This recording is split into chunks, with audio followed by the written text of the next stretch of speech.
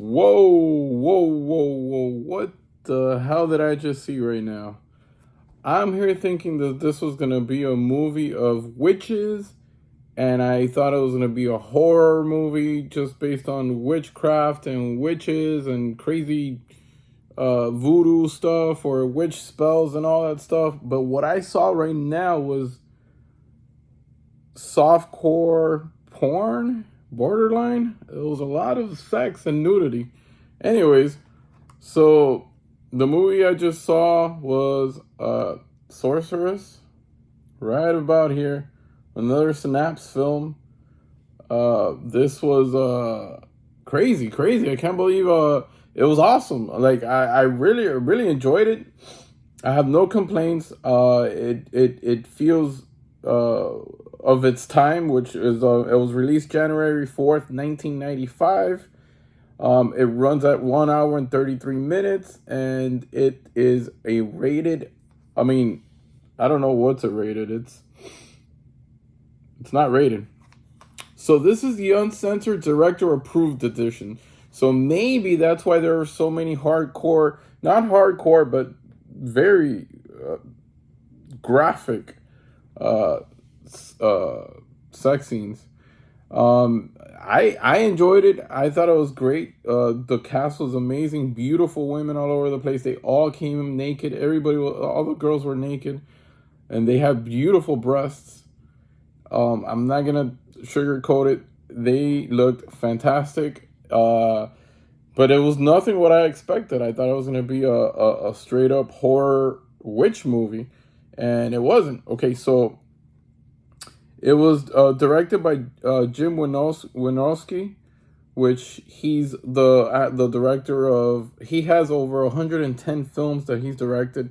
Most of them have been like softcore porn or straight to DVD, straight to video action movies with sexy girls on it, with Daisy Dukes and showing their breasts and all that stuff. The guy's he must be like a perv because all his movies have a lot of like sexy nude scenes and stuff in it.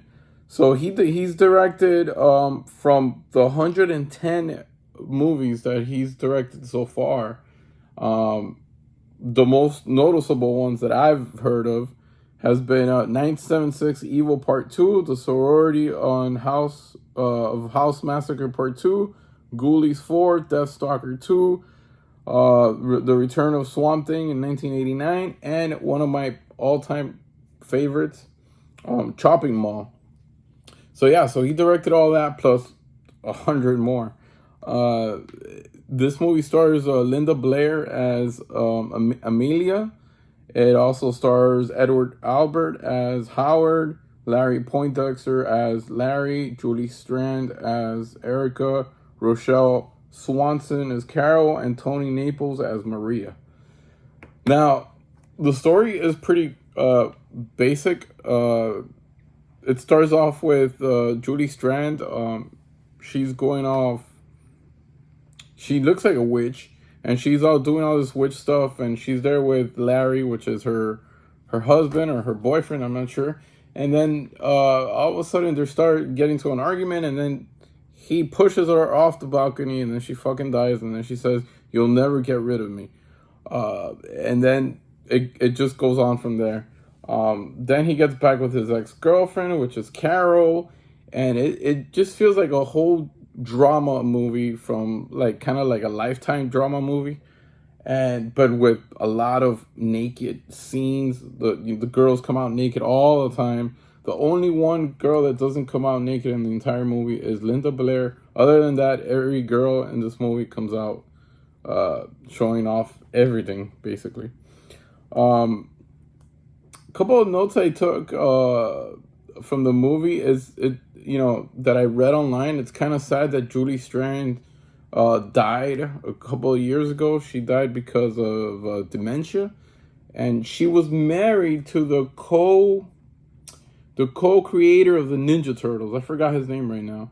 So she was married to that guy, the co-creator of the original Teenage Mutant Ninja Turtles, and he said that she had in her 20s, she fell down, or she had a very bad head trauma injury, and all of a sudden that came back to haunt her because she was only like in her early 60s or late 50s. I'm not sure when she passed away.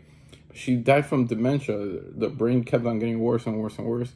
And it's kind of sad. That's really sad that that happened to her. She's very, very beautiful, very talented. And it's just a shame that that happened to her. Some trivia stuff that I picked up from IMDb is that Linda Blair and Julie Strand were never seen together on the same scene, and that's true. That's kind of weird. That never happened.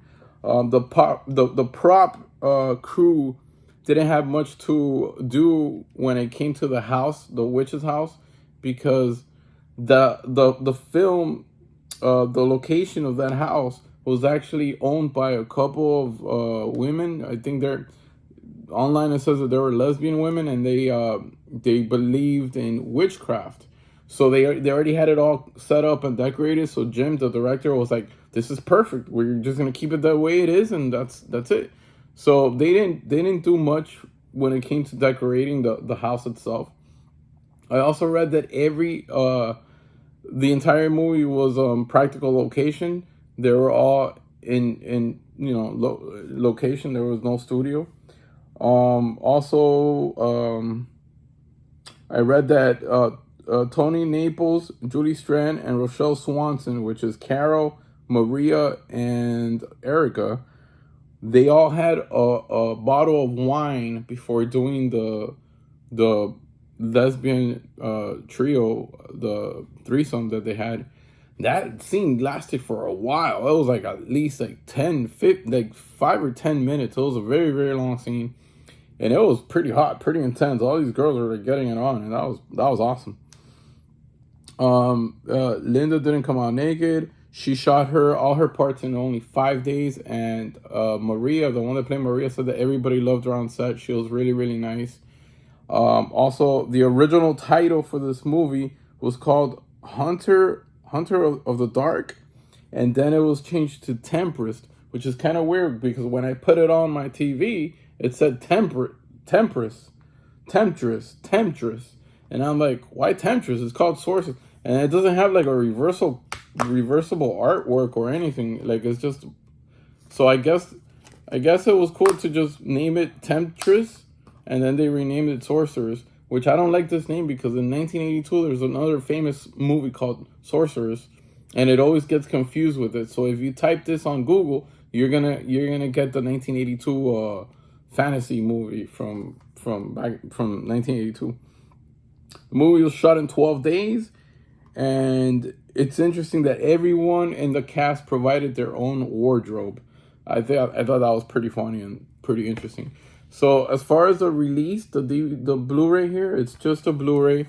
There's no DVD to it. It's just plain in the back. There's no reversible artwork. That is the disc art, and of course the booklet for Synapse Films. You could order other, whatever movie you want to order from them.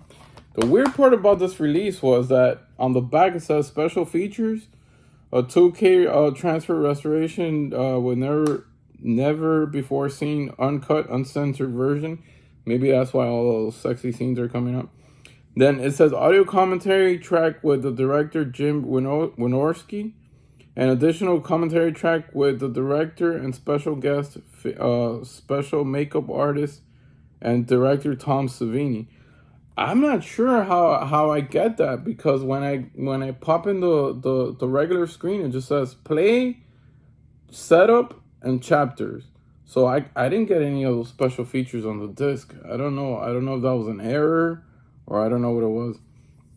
So here's the back of it. There you go. You could pause that and read that if you guys want to. What I really liked about the movie is that it felt like 1995. It felt like a 1995 TV movie, like a Lifetime kind of movie with a lot of nudity in it. It just wasn't horror. The body count, I mean, nobody died in this movie. I mean, Erica and they shot one of the guys. Linda Blair shot one of the guys. The story was great. It was really entertaining. I really liked it. I really had fun with it. I am Not gonna bash it. I'm not gonna talk shit about it. I expected less and I got more of it. So I'm a big fan of it. I really enjoyed it. I'm gonna give this movie a 7.5 out of 10. I think it deserves a lot of good credit. It was very sexy, very seductive, and I just wish it had a little bit more of a witchcraft and stuff. The one thing that I did not enjoy, the one thing I did not like was the very ending of it.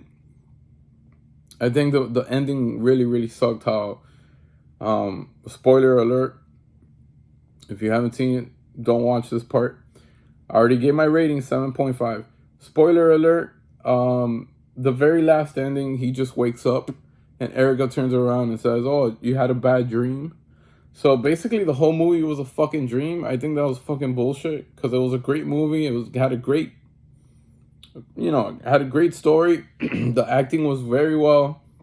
And all of a sudden they're going to tell me it's a fucking dream. I hate movies like that. I hate movies that tell you that they're a fucking dream at the end. And that to me was a huge turnoff. But if I could just delete that part, it's a 7.5 out of 10. With that part, oh man, it drops down a whole point, 6.5 out of 10. It's just terrible. I don't know why they did that. Oh, was it just a dream? If you're gonna have a fucking dream like that, might as well go all out and be crazy about it. Anyways, 7.5 out of 10. I hope you guys enjoyed this review. Sorceress, really good, very entertaining movie, kept me awake. But talking about awake, I need to not be awake and go to sleep right now because I gotta work tomorrow. Until next time, I'll see you guys soon. Bye. Take care. Bye-bye.